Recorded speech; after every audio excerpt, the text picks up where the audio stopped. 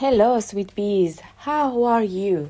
How are you doing in this moment of a very weird time? Nothing new, nothing new.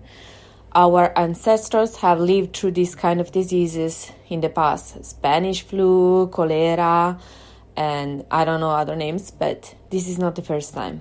So these pandemics are scary because usually a lot of the people I talk to, they're not that scared for themselves, but more for the people that they love.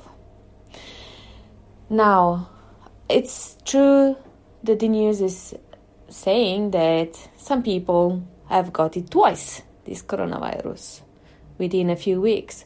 However, they seem to be rare exceptions. It's like when I get sick with a tummy flu, I know that that's going to be the only time that in the winter I'm going to get the tummy flu. Because if I get another flu, it's going to be the one with temperature, and the next one is going to be with the one with the cough. Or sometimes temperature and cough go together. But the tummy one, thanks God, it's always by itself. Because that's very uncomfortable by itself. And inconvenient. So, I know my body is quite strong in fighting diseases. I do get sick a couple of times per year, during the winter usually, but I only get the disease once. The next time I get something new, but not the same one. So the same applies for simple flus. And this is to try to reassure you, even if I'm not a medical I'm not any doctor, I don't know about virus and stuff, but I'm talking with common sense. We have hope that we might have already gotten it and we might have already fought it. It would be great if we could get tests to know if we already got it and fought it, because that will give me a bit of ease. And if you feel uncomfortable and scared, I totally understand you. I am a therapist and hypnotherapist, so I have the tools and skills on how to calm my mind and my thoughts. And do I do that successful every day? Yes, I wish I could say, but no, the truth is no. Sometimes I freak out. I am anxious on multiple times a day. And it's so weird because, the phases of grief, denial, and acceptance, and blah, blah. I often end up in the denial phase. It's like, oh no, there are no more tomato cans in the supermarket. Let me go home and order some online. And it's like, no, because also online, they don't deliver them because they keep canceling grocery deliveries. So the best you can do is to organize a food delivery in 10 days or 2 weeks. So you have much more chances that that's going to happen. My friend from Hong Kong has organized all her food deliveries till May. So let's learn from her, because she seems to be very organized. And as you can hear from the accent, I'm Italian. And I do love my tomato sauce, especially with pasta. Oh, don't let me start on pasta. Pasta also is very difficult to find. But anyway, my podcast of the day is to try to reassure you that hopefully there is a light at the end of the tunnel happening very soon. I don't know when and why this thing started, and there are some scientific proof that says this coronavirus started in December, some say in November, some say that even before that in November was the first time they discovered it, but this virus has been going undetected for a few months. And if you listen to the news, everybody has its own opinion on how it started and blah, blah, blah. Point is that now it's happening, and it's happening on a global scale. No, it's not going to go away with the sun and the nice weather, because if that was true, it would not be happening in other countries like Saudi, African countries, and India. So it's also taking its toll in those countries. So I'm afraid the weather doesn't seem to be one that is affecting much. The truth is that in cold countries we can get sick, but the coronavirus is something different. It's not a flu, it's a virus, and if you get it, you get it. There is no treatment at the time being. They are working on a vaccine, but at the moment there is no treatment. So if you get it, the best thing you can do is to keep your immune system high. But if you have pre-existing condition and you're a vulnerable person, or you are over 60 or 70, it's better you stay far away from everybody and you auto-isolate yourself to protect yourself, because it's important you take care of yourself and you don't expose yourself to this virus till there is this vaccine. Now, the coincidence of the events is that we have been suffocating Mother Nature for many decades.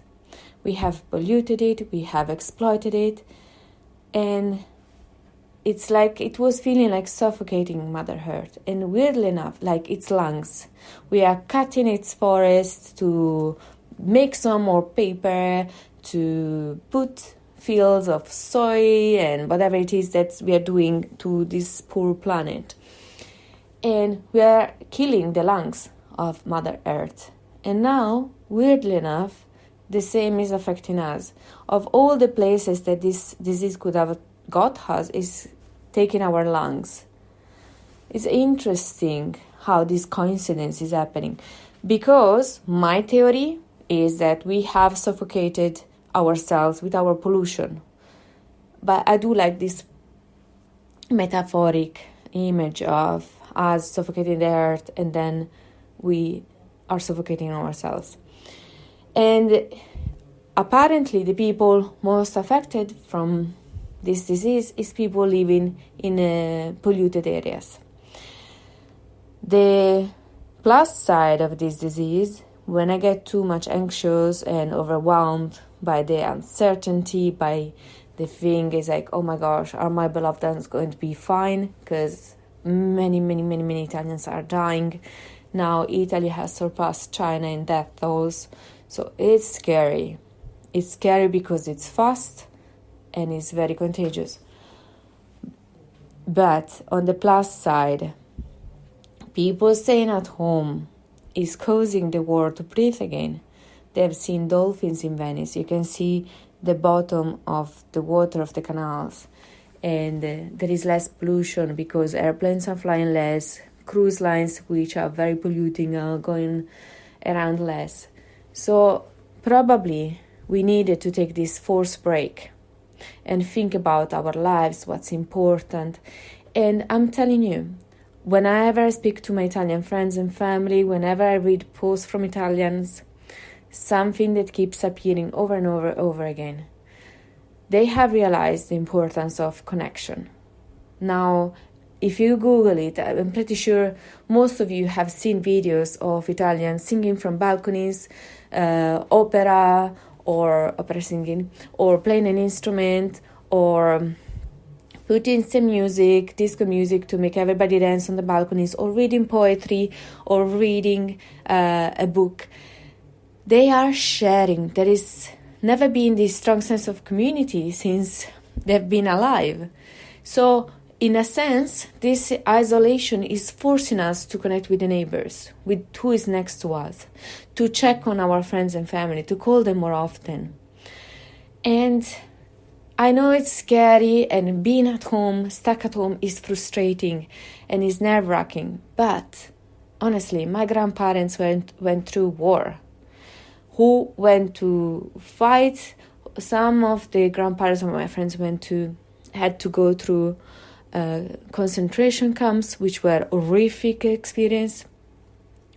Some of them had to escape. It was a very tough time. We are just asked to be home, watch Netflix, use Facebook, use Twitter.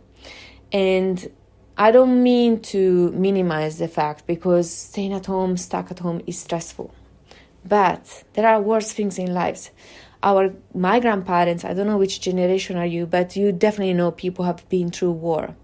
And they are horrific. So a virus pandemic is better than a war, in my opinion, because war destroy and kill much more people than a virus. Also, this virus is teaching us, it's reminding us, because deeply we know, it's reminding us that we are all the same. We are all humans. We are all with the same kind of heart. We are all with the same muscles. We are all inside, our organs are the same. The thing that changes is our skin color, our beliefs, our culture, our weight, our height, our looks, our hair, our eyes, blah, blah, blah. But on the deep inside, we are all the same. And if you're freaking out because of this pandemic, you're not alone. We all are. And most of the globe is freaking out because it's scary, this virus. So I understand why you are anxious and overwhelmed and stressed out. But you're not alone. We can do this. Humankind has been through worse. Let's take this as a lesson to slow down, to learn what's important. The shoes that we thought would make us feel more fancy, the car, the watches, the bags, those are not important things. Because right now, when you have to learn the tough lessons, it's like we are all hoping that our beloved ones will make it through this thing. Us included, of course, but we need our people we love. We don't want them to live before time. So those are the important things. So please, today, go and reach out to somebody you love. Call them. If they are on the vulnerable side, don't go and visit them. Because you don't know, but you might be carrying the virus. Because this is a very new thing, and there are so many different ideas on how to approach it, but apparently every country is saying the same, that if you are a vulnerable person, you need to stay away from everybody else, because we can be carrier as well. I wish you a very good day, and remember, you are not alone. If you're struggling and you don't know how to deal with this, please feel free to reach out to me. You can find me on social media, Sweet Beaches, and Beaches spelled like the B, B-E-E. And I wish you a very good day. You got this. We got this. There is light at the end of the tunnel. Much peace and love. Bye.